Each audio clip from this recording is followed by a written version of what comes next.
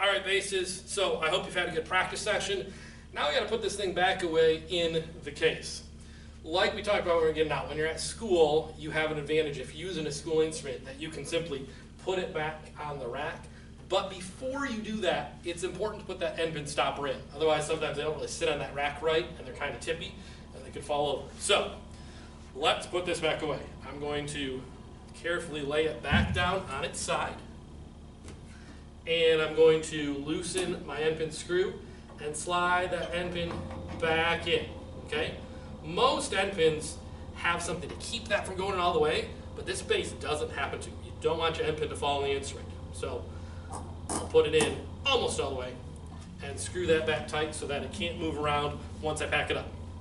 Now if I'm at school, I simply would put it back on the rack. But let's say I need to get it back in my case. For bases, I think it's easiest to pick the instrument back up and then to grab my case, and we're gonna put this coat on, per se, from the top down, all right? I also gotta make sure that I know which side of my case is the front and back, all right? The front of my case is the side that has the bow pocket. It's also got my pocket for my end pin anchor. The front of my instrument, of course, is the side that's got the strings, the bridge, the finger put, all right?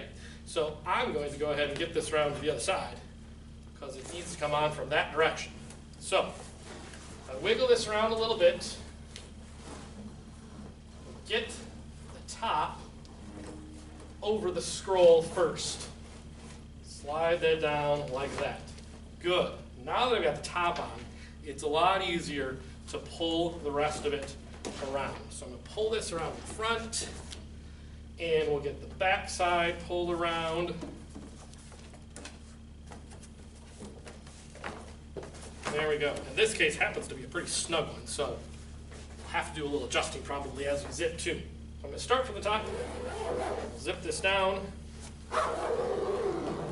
and when I get down towards the bottom, it's probably easier if I go ahead and carefully set my instrument down so that I can zip the rest of the way. Make sure we're over top there, zip down, and you'll notice I'm going to stop at that end pin. I'm not going to try to go over top of that because I've got my zipper from the other side that I can find. We'll zip that one up to meet at the end pin. I've got a couple other pieces of equipment I don't want to forget about. My bow that I set over here is going to go in this pocket, tip first. So we'll carefully slide that in there. Stuck on something there. There we go. And Velcro that up. And I've also got my end pin stopper. That's going to go in this smaller pocket over here. And we'll zip that up.